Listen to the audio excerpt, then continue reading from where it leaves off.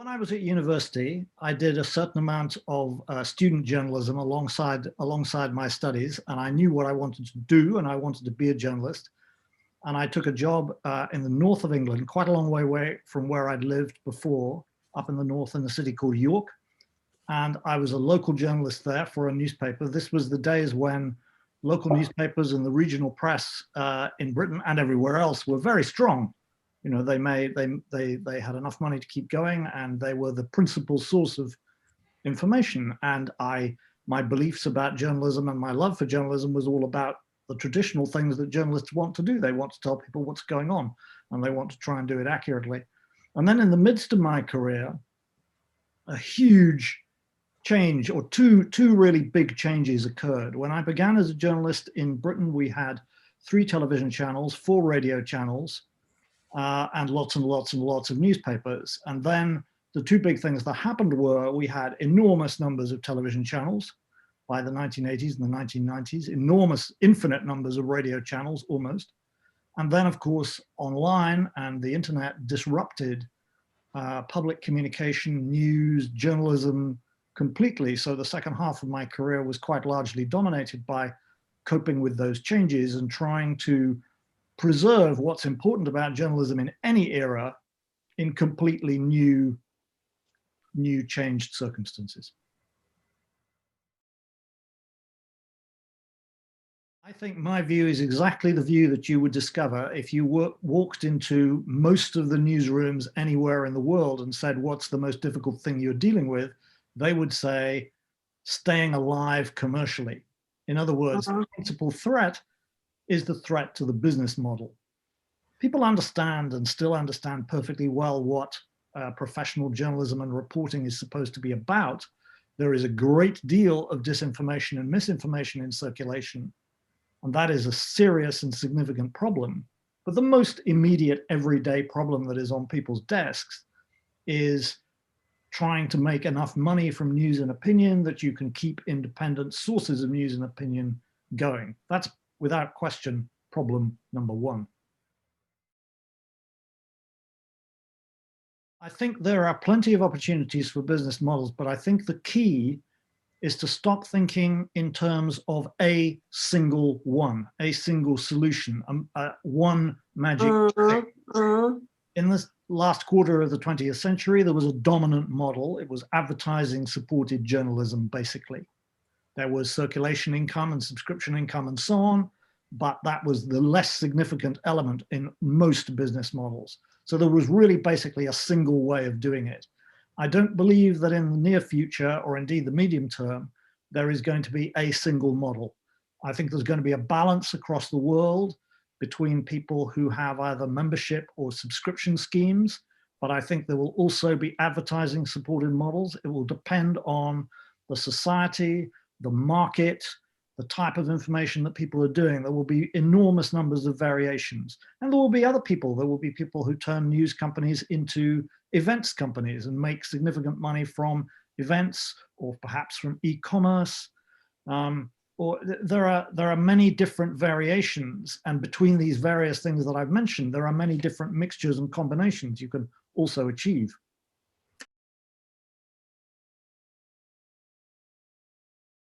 The first thing to be said is that for journalists, this does make life much tougher, because journalism is a smaller piece of the spectrum of information that is going to reach everyone. As you rightly say, now every organization can be a publisher. Every individual can be a publisher if they want to on social media. So therefore, journalism doesn't change in some of its essentials, but in the way that it promotes its value to people, it has to be a bit cleverer than it has been in the past, because it was relatively easy for journalism to say the only way you can find out about what is going on in the world or you're in your locality is to look at the newspaper or the TV program or listen to the radio.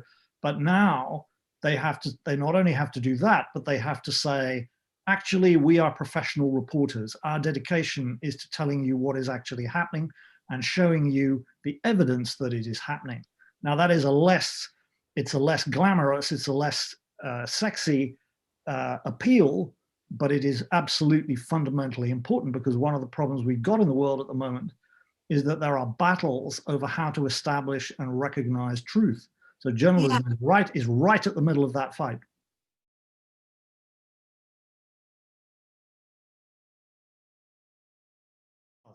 If you are facing fake news, obviously the first duty is to tell the story as you have it and as you see it.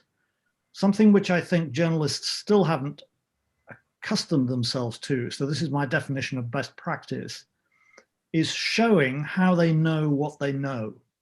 It Okay. sounds very simple and it sounds very obvious, but you would be surprised at the number of distinguished and very respectable journalism places that are not actually fully in the habit of showing their readers how they know what they know.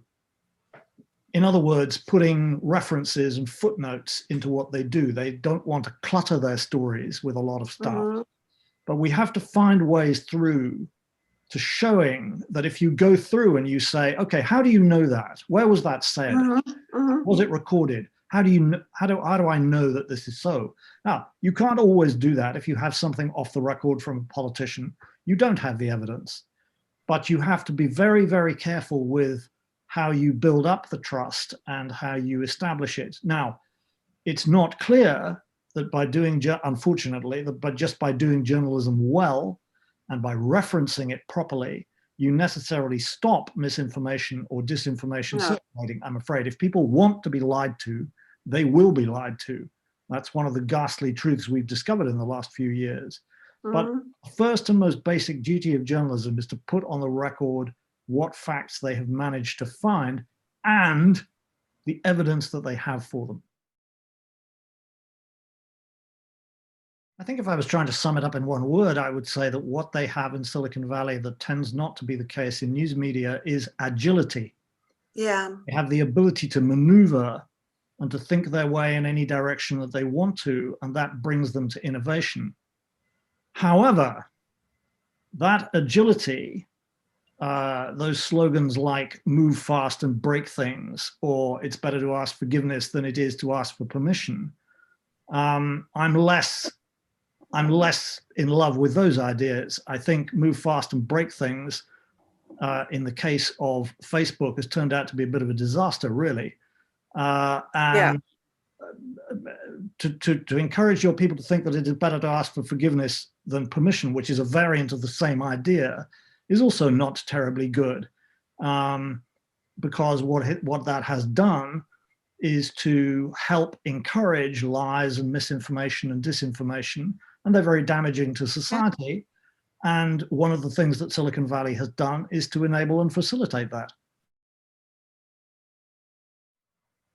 I think news media is going to develop in a lot of different ways in different directions. I don't think there is going to be a single business model.